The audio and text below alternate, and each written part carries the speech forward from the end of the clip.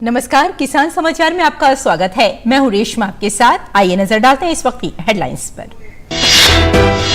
केंद्रीय कृषि मंत्री नरेंद्र सिंह तोमर ने वनस्पति आधारित युग की शुरुआत विषय पर प्रगति मैदान में आयोजित सम्मेलन में की शिरकत। कहा, वनस्पति आधारित खाद्य पदार्थ महत्वपूर्ण, इससे कृषि क्षेत्र में मिलेगा रोजगार। खाद्य सुरक्षा के साथ साथ पोषण की दृष्टि से विकल्प तैयार करने की है आवश्यकता।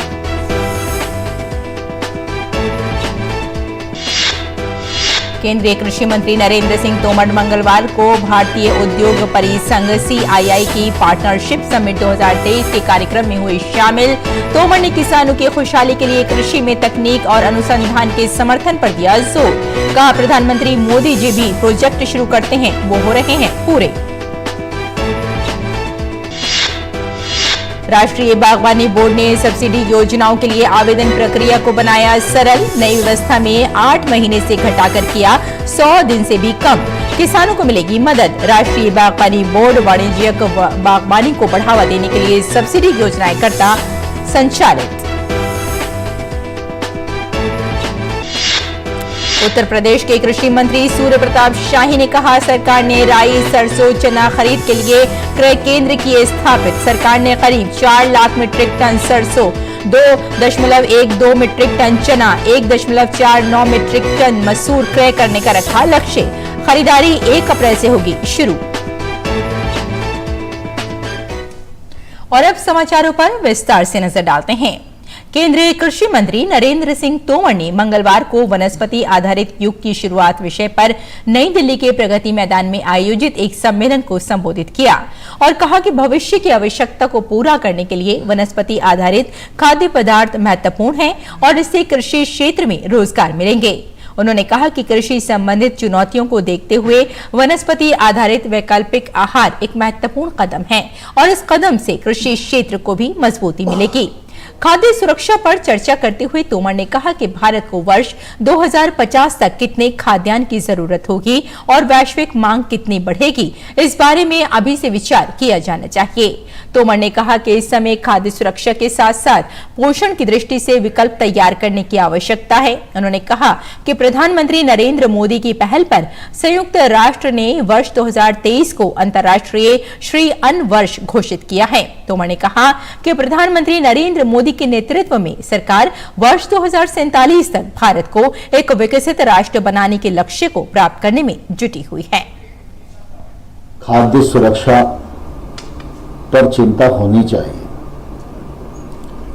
और जब खाद्य सुरक्षा के बारे में हम सोचते हैं, उस पर काम करते हैं, तो उसके 2 पहलू हैं। सुरक्षा भी हो लेकिन किसानों को भी उनके उत्पादन का वाजिब दाम मिले। मैं जब उपभोक्ता हूं तो मुझे लगता है सस्ता मिलना चाहिए। मैं जब किसान हूं तो मुझे लगता है मेरा उत्पादन महंगा बेचना चाहिए। ऐसी स्थिति में सरकार की भूमिका दोनों पक्षों में संतुलन बनाने की रहती है। लेकिन हम सब ये जानते हैं और खाद्य सुरक्षा के प्रति सजग हैं और इसलिए खाद्य उत्पादन बढ़े, उत्पादकता बढ़े, नई रिसर्च हो और कम पानी में, कम भूमि में हम अच्छे उत्पादन ले सकें, जिससे कि निश्चित रूप से आगे फूड सिक्योरिटी में कोई दिक्कत ना आए। और दिल्ली में मंगलवार से आहार का 37वां संस्करण अंतर्राष्ट्रीय खाद्य और आतिथ्य मेला शुरू हो गया है। 18 मार्च तक चलने वाला यह मेला इस बार 1 लाख वर्ग मीटर क्षेत्र में लगाया गया है। कैसा है ये आहार 2023 मेला, बता रहे हैं हमारे संवाददाता गिरीश निशाना अपनी इस खास रिपोर्ट में। ये है दिल्ली के प्रगति मैदान में चल रहा अंतर्राष्ट्रीय खाद्य और आतिथ्य मेला आहार 2023, जिसे इस बार 1 लाख वर्ग मीटर क्षेत्र में लगाया गया है। आहार के 37वें संस्करण में काफी संख्या में विदेशी कंपनियां भी देखी जा सकती हैं। इस बार 18 देशों की विदेशी कंपनियों समेत काफी संख्या में भारतीय कंपनियां भी अपने उत्पादों को प्रदर्शित कर रही हैं। आहार का 37वां संस्करण प्रगति मैदान में आयोजित हो रहा है और इस बार की विशेषता यह है कि ये बहुत बड़े प्रमाण पे है। इस बार हमने लगभग 1 लाख स्क्वायर मीटर पे ये एग्जीबिशन का आयोजन हुआ है और करीब 1,500 एग्जीबिटर्स इसमें भाग ले रहे हैं। और इसकी विशेष बात यह है कि 18 अंतर्राष्ट्रीय मतलब दूसरे देशों से लोग यहाँ के इस एग्जीबिशन में भाग ले रहे हैं और विशेष करके ब्राजील और इटली ये बड़े प्रमाण पे इस एग्जीबिशन में भाग लिया है। मेले की लोकप्रियता का अंदाजा इस बात से लगाया जा सकता है कि जहां पहले केवल 1200 प्रदर्शकों की भागीदारी रहती थी, वह आज बढ़कर 1,500 के पार हो गई है। मेले के शुरू होने से प्रदर्शक काफी उत्साहित हैं। बाहर इंडिया का सबसे बड़ा फूड फेस्टिवल का फूड का मंच है। इसमें जितने भी अगर आप देखेंगे you'll see thousands of stalls are exhibiting, thousands of companies are exhibiting। ये बेस्ट प्लेटफॉर्म है किसी भी होटल रेस्टोरेंट कैटरर्स को कैटर करने के लिए, क्योंकि आप समझे एक ही जगह सारे होटल वाले, सारे restaurants, caterers, even distributors modern के बाहर से आते हैं। मेला खाने के शौकीनों के लिए एक से बढ़कर एक उत्पाद लाया है। यहाँ लोग जमकर चटकारा लगाते भी नजर आ सकते हैं। हिंदुस्तान का ये सबसे बड़ा मंच है फूड इंडस्ट्री के लिए। इससे बड़ा पूरी हिंदुस्तान में कोई बड़ा इससे बड़ा मंच नहीं है, क्योंकि जितने पार्टिसिपेंट यहाँ फूड इंडस्ट्री वाले करते हैं पूरे हिंदुस्तान में कहीं भी नहीं करते हैं। और जितने डिस्ट्रीब्यूटर, होटलियर्स, रेस्टोरेंट वाले या जितने भी मॉडर्न ट्रेड, जनरल ट्रेड के लोग जो आते हैं बिजनेस का, ये बहुत अच्छा प्लेटफॉर्म है। तो इस जैसा प्लेटफॉर्म पूरी हिंदुस्तान में कहीं भी नहीं है। हम लोग आके अपने प्रोडक्ट को डिस्प्ले करते हैं, लोगों को टेस्ट कराते हैं और वो लोग टेस्ट करके हमारे साथ सारी ज़िंदगी चलते हैं। हम लोगों से प्रोडक्ट लेते हैं और उनके थ्रू द्वारा हम अपना प्रोडक्ट आम जनता तक पहुंचाते हैं। इतना बड़ा मंच है, शायद पूरे वर्ल्ड के अंदर इतना बड़ा मंच मैंने आज तक नहीं देखा। मैं पूरे वर्ल्ड में जाता हूँ, इतना बड़ा मंच नहीं देखा। और जितनी बड़ी एग्जीबिशंस लगी हुई है, जितना मेक इन इंडिया यहाँ पे दिखाया जा रहा है, इतना कभी पहले दिखा नहीं। इस बार बहुत अच्छा दिखाई दे रहा है। इंडिया ट्रेड प्रमोशन ऑर्गेनाइजेशन यानी ITPO द्वारा खाद्य प्रसंस्करण उद्योग मंत्रालय, कृषि और प्रसंस्कृत खाद्य उत्पाद निर्यात विकास प्राधिकरण यानी एपीडा और शीर्ष उद्योग निकाय के सहयोग से इस मेले का आयोजन किया गया है। ये मेला व्यापार के नए अवसर खोलने के अलावा मेला प्रौद्योगिकी, नवाचार, कौशल विकास और सहयोग भी प्रदान करता है। गिरीश निशाना, DD न्यूज, दिल्ली। भारत सरकार के उद्योग और आंतरिक व्यापार संवर्धन विभाग के साथ साझेदारी में आयोजित हो रही CII पार्टनरशिप समिट के 28वां संस्करण में केंद्रीय कृषि मंत्री नरेंद्र सिंह तोमर ने हिस्सा लिया। समिट में नरेंद्र सिंह तोमर ने किसानों की खुशहाली के लिए कृषि में तकनीक और अनुसंधान के समर्थन पर जोर दिया। कृषि का क्षेत्र हम सबकी प्राथमिकता का क्षेत्र है।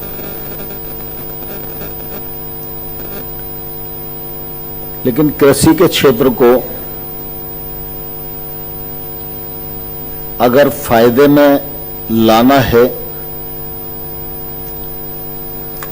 और किसान खुशहाल हो, कृषि की अर्थव्यवस्था मजबूत हो, इसलिए उसके साथ तकनीक का समर्थन चाहिए, अनुसंधान का समर्थन चाहिए और इंडस्ट्री का समर्थन चाहिए।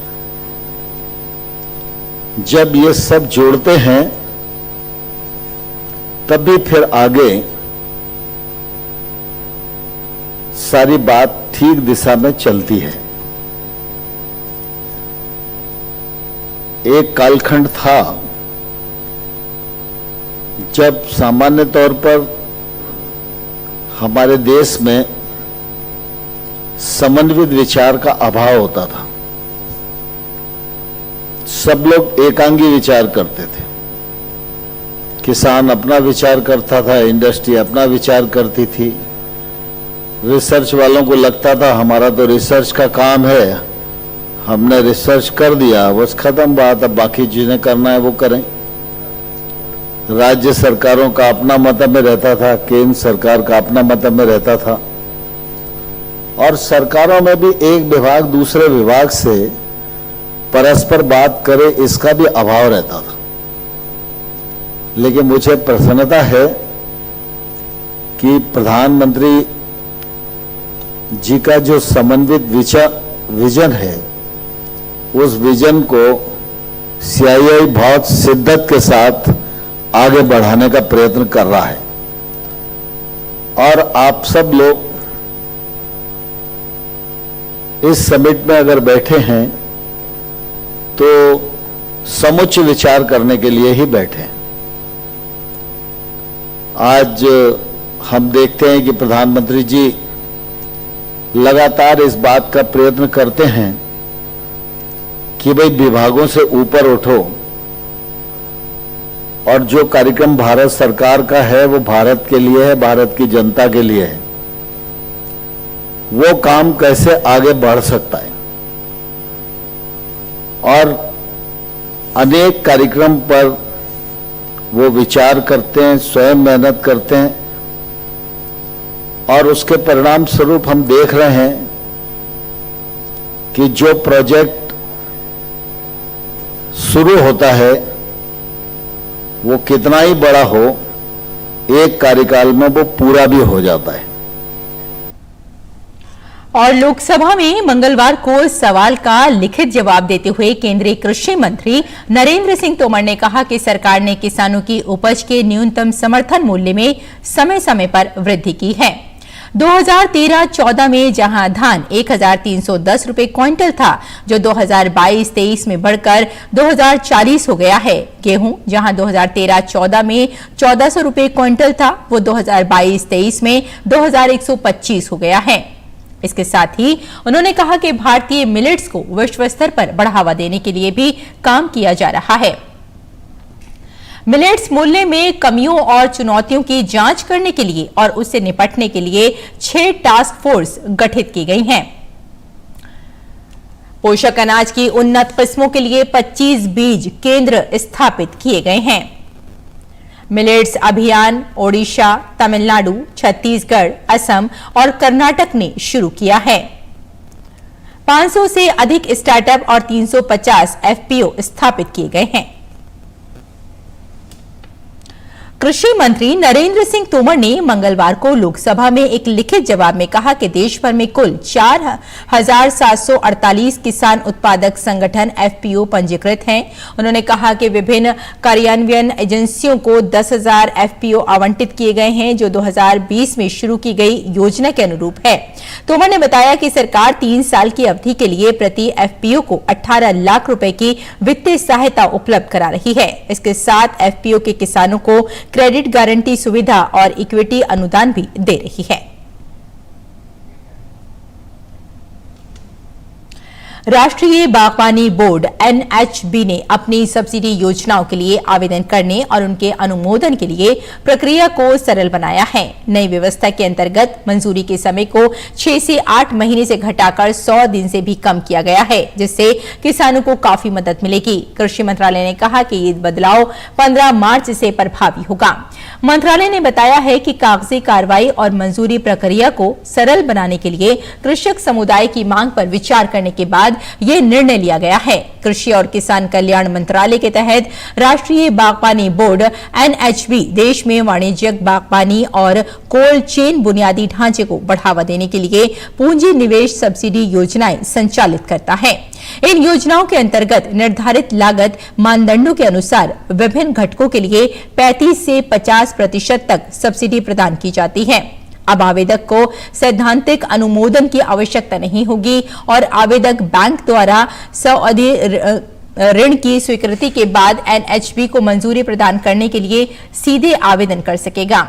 एनएचबी को ऑनलाइन आवेदन की तारीख से 3 महीने के भीतर मंजूर सावधि ऋण को वैध माना जाएगा। लेटर ऑफ कंफर्ट और क्लियरेंस प्रदान करने के लिए अब न्यूनतम दस्तावेजों की आवश्यकता होती है। आवेदन की प्रक्रिया पूरी तरह से डिजिटल होगी। स्वीकृति प्रदान करने के लिए स्थान के निरीक्षण के चरण को मोबाइल ऐप आधारित स्वयं निरीक्षण में बदल दिया गया है। और उत्तर प्रदेश के कृषि मंत्री सूर्य प्रताप शाही ने एक प्रेस वार्ता में कहा कि सरकार ने राई, सरसों, चना और मसूर की खरीद के लिए क्रय केंद्र स्थापित कर दिए हैं। सरसों को समर्थन मूल्य 5,450 रुपए प्रति क्विंटल तय किया गया है, जबकि चने का समर्थन मूल्य सरकार ने 5,335 रुपए और मसूर का समर्थन मूल्य 6,000 रुपए तय किया गया है। इस वर्ष प्रदेश सरकार ने 3.94 लाख मीट्रिक टन सरसों, 2.12 मीट्रिक टन चना, 1.49 मीट्रिक टन मसूर क्रय करने का लक्ष्य रखा है। यह खरीदारी 1 अप्रैल से शुरू हो जाएगी। कृषि मंत्री ने बताया कि योगी सरकार हर वक्त किसानों के हित की बात सोचती है। उन्होंने आलू किसानों के परेशानी के मुद्दे पर याद दिलाया कि योगी सरकार ने ही पहली बार 2017 में सरकार द्वारा आलू खरीद की व्यवस्था की थी। ये व्यवस्था खरीदारी के लिए नहीं बल्कि बाजार हस्तक्षेप के लिए किया जाता है, जिससे न्यूनतम मूल्य से कम मूल्य किसानों को न मिले। इससे बाजार भाव बढ़ जाता है और किसानों को फायदा पहुंचता है। शाही ने कहा कि जायद के सीजन में ज्वार, बाजरा, मक्का के आच्छादन के लिए संकर बीजों पर कुल 1,500 रुपए प्रति क्विंटल अनुदान एवं अधिकतम 50% की धनराशि अनुमान्य हो गई है। वहीं प्रधानमंत्री किसान सम्मान निधि के अंतर्गत 1 दिसंबर 2018 से अभी तक 2.6 करोड़ से अधिक किसानों के बैंक खाते में 52,000 करोड़ रुपए से अधिक की धनराशि कृषकों के खाते में हस्तांतरित की जा चुकी है। वहीं खेत तालाब योजना के तहत वित्तीय वर्ष 2022-23 में 5,104 खेत तालाब पूर्ण किए जा चुके हैं। इसके अतिरिक्त माह अप्रैल से जून 2023 तक 5,550 खेत तालाब निर्माण के लक्ष्य भी निर्धारित किए गए हैं तथा लाभार्थियों का चयन के लिए पोर्टल 20 फरवरी से खुला हुआ है। सोमवार को संसद में जनजातीय मामलों के मंत्रालय ने लोकसभा को सूचित किया कि राष्ट्रीय अनुसूचित जनजाति वित्त और विकास निगम यानी NSTFDC ने 2021-22 में 1.6 लाख से अधिक अनुसूचित जनजाति के व्यक्तियों को आय सृजन गतिविधियों के लिए वित्तीय सहायता प्रदान की थी, जिनमें से 1,20,000 यानी तकरीबन 74% ST लाभार्थी महिलाएं थी। केंद्र सरकार महिलाओं के सशक्तिकरण एवं उनके सामाजिक उत्थान के लिए लगातार प्रयासरत है और इसी के तहत पूरे देश में विभिन्न योजनाओं के तहत इन्हें लाभ पहुंचाया जा रहा है। खासतौर पर अनुसूचित जनजाति, उनमें भी विशेषकर महिलाओं के लिए सृजित रोजगार के अवसरों की संख्या में लगातार इजाफा किया जा रहा है। राष्ट्रीय अनुसूचित जनजाति वित्त और विकास निगम देश में अनुसूचित जनजातियों के आर्थिक उत्थान के लक्ष्य के लिए रियायती वित्तीय सहायता प्रदान करती है। ये योजनाएं सावधि ऋण, आदिवासी महिला सशक्तिकरण योजना, आदिवासी शिक्षा ऋण योजना, स्वयं सहायता समूहों के लिए माइक्रो क्रेडिट योजना को संचालित करती है। लोकसभा में पूछे गए सवाल के जवाब में जनजातीय मामलों की राज्य मंत्री रेणुका सिंह सरूता ने लोकसभा को सूचित किया कि राष्ट्रीय अनुसूचित जनजाति वित्त और विकास निगम ने 2021-22 में अनुसूचित जनजाति के 1.6 लाख से ज्यादा लोगों को आय सृजन गतिविधियों के लिए वित्तीय सहायता प्रदान की थी, जिसमें छात्रों को दिए जाने वाला एजुकेशन लोन भी शामिल है। इन लाभार्थियों में से 1.2 लाख यानी 74.9% अनुसूचित जनजाति की महिलाएं थीं। प्रधानमंत्री जनजातीय विकास मिशन यानी PMJVM के तहत जनजातीय मामलों के मंत्रालय ने न्यूनतम समर्थन मूल्य पर लघु वन उपज यानी MFP की खरीद के लिए धन भी उपलब्ध कराया है। साथ ही tribal cooperative marketing development federation of India यानी TRIFED ने 3,225 वन धन विकास केंद्रों को भी मंजूरी दी, जिससे 9 लाख से अधिक लोग लाभान्वित हुए। वन धन विकास केंद्रों का लक्ष्य जंगल की संपत्ति का उपयोग करके आदिवासियों के लिए रोजगार सृजन करना है। Bureau report, DD news. और पंजाब में कर्ज के कारण किसानों द्वारा आत्महत्या करने का सिलसिला जारी है। राज्य में पिछले 10 साल में 1400 से ज्यादा अधिक किसानों ने आत्महत्या की। इससे सबसे ज्यादा मानसा जिले में किसान मौत से नाता जोड़ चुके हैं। किसान नेताओं ने सरकार की गलत नीतियों और कृषि की लागत में बढ़ोतरी के कारण बढ़ते कर्ज को इसका कारण बताया।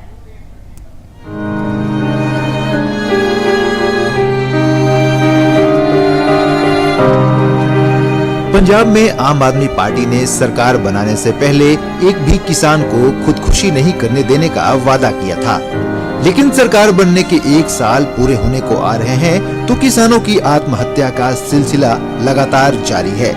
कहा तो सरकार ने किसानों के कर्ज खत्म करने की बात की थी, लेकिन खेती पर बढ़ने वाली लागत और पूरा मूल्य नहीं मिलने के कारण किसान जान दे रहे हैं। हर जगह किसानों पर कर्ज और उपज में कमी की वजह किसानों को जान देने को मजबूर कर रही है। किसानों ने जल्द वादे पूरे नहीं होने की स्थिति में गांव को घेरकर विधायकों का बहिष्कार करने का फैसला किया है। सरकार ने लोगों ने वोटों तो पहले बहुत सारे वादे किए हैं, जो सारे वादे खोखले निकल गए। कर्जे का पंडिया जाल है, ये दिनों दिन बढ़ी जाता है। सरकार ने कहा सीगा भी सारा कर्जा जो मेहनत करने वाले लोग आ वो कालियां ते कांग्रेस ने चढ़ाया सी सारा रद्द करांगे। वो कर्जे दे विच वाधा हो गया। जिहड़े किसानां दी बहुत खुदकुशियां हो रही ने, क्योंकि कर्जा जिहड़ा वो लैंदा नहीं हैगा, फसलों के जिहड़े रेट ने वो सानूं प्रॉपर नहीं मिल रहे। जिस तरह सरकार कहदी भी MSP देवांगे, पूरी MSP सानूं सारियां फसलों ते नहीं मिलदी। पंजाब में मार्च 2012 से फरवरी 2023 तक 1403 किसानों ने आत्महत्या की है। वहीं किसान आंदोलन के केंद्र मानसा में 350 किसान कठोर कदम उठा चुके हैं। माखा चहला गांव के किसान सुखवीर सिंह कर्ज की बोझ के तले अपनी जान दे चुके हैं। सुखवीर सिंह की पत्नी जसविंदर कौर ने कहा कि इसके बाद भी उन्हें सरकार से कोई मदद नहीं मिली है। मेरे घर वाले ने भी खुदकुशी कर ली सी, गोलियां खा लियां जी, नशा खा लिया। कर्जा देना सीगा जी, सरकार वालों कोई सहायता नहीं मिली। बहुत दफ्तरां दे चक्कर लाए भी असं, साडी किसी ने कोई सुनवाई नहीं करी। फसल खराब होने के कारण किसानों पर कर्ज बढ़ता चला जाता है। गांव बुर्जराठी के किसान गुरपाल सिंह की 3 एकड़ जमीन पर लगी नरमा की फसल गुलाबी सूंडी लगने से खराब हो गई थी, जिस कारण गुरपाल सिंह के परिवार पर 8-9 लाख का कर्ज हो गया था। कर्ज से परेशान होकर गुरपाल सिंह ने आत्महत्या कर ली थी। गुरपाल सिंह मेरा डैडी सी, थोड़ा परेशान तो कर्जे जन परेशान रहना जी। 3 एकड़ आपदी जमीन है, नरमे वाली है, 5 एकड़ होर सी नरमा लाया हुआ सी सारे। गुलाबी सुंडी कारण हो गई, नरमा मर गया तो टेंशन लग गई। पंजाब में पिछले साल 16 मार्च को भगवंत मान की सरकार बनने के 25 दिन के अंदर ही 14 किसानों ने आत्महत्या की थी। इस मुद्दे पर पंजाब सरकार घिरी नजर आई थी, लेकिन साल बीत जाने पर भी सरकार किसानों की सुध नहीं ले रही है। ऐसे में अन्नदाता नई सरकार को वोट देने की सजा पा रहे हैं। राजेश कुमार के साथ शिशु शर्मा शांतल, डीडी न्यूज जालंधर। और अब बात करते हैं मंडी भाव की और जानते हैं कि देश भर की मंडियों में क्या रहा भाव।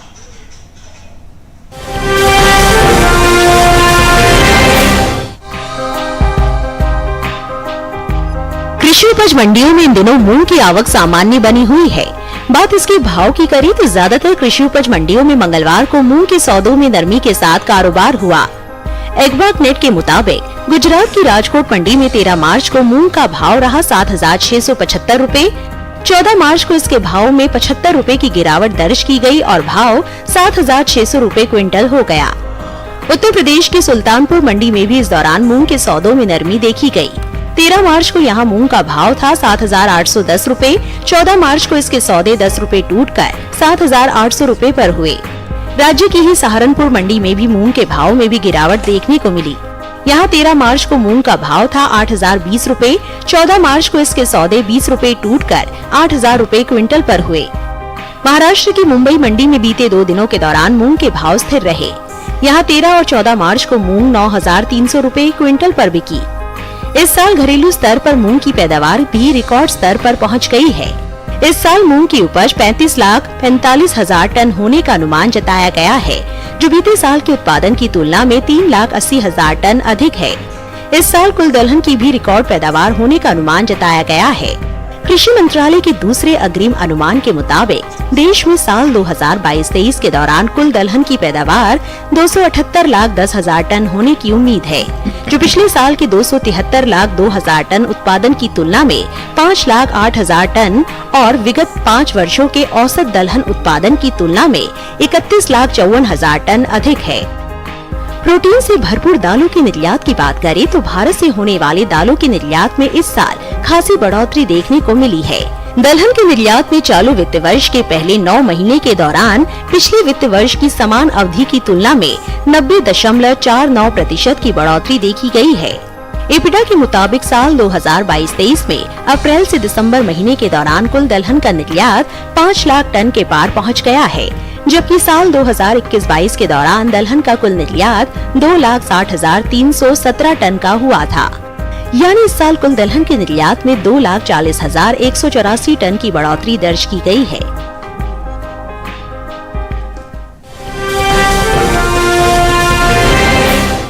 और खेती किसानी के साथ साथ आइए नजर डालते हैं कुछ और महत्वपूर्ण खबरों पर। खास खबर में जमीन के बदले नौकरी मामले में राउज एवेन्यू कोर्ट ने बिहार के पूर्व मुख्यमंत्री लालू प्रसाद यादव, उनकी पत्नी राबड़ी देवी और उनकी बेटी व आरजेडी सांसद मीसा भारती को जमानत दे दी है। लालू यादव, मीसा भारती और राबड़ी देवी को 50,000 रुपए के निजी मुचलके पर जमानत दे दी गई है। इस मामले की अगली सुनवाई अब 29 मार्च को होगी। राहुल गांधी के विदेश में दिए गए बयान को लेकर भाजपा लगातार हमलावर बनी हुई है। आज केंद्रीय मंत्री और वरिष्ठ भाजपा नेता स्मृति ईरानी ने कांग्रेस और राहुल गांधी पर तीखे प्रहार किए। स्मृति ईरानी ने कहा कि राहुल गांधी ने एक ऐसे देश में जाकर विदेशी ताकतों का आह्वान किया जिसका इतिहास भारत को गुलाम बनाने का रहा है। वायुसेना प्रमुख air chief marshal V R Chaudhari ने भारतीय वायुसेना के उत्कृष्ट प्रदर्शन करने वाले खिलाड़ियों को सम्मानित किया। खिलाड़ियों को सम्मानित करने का ये कार्यक्रम दिल्ली में आयोजित हुआ।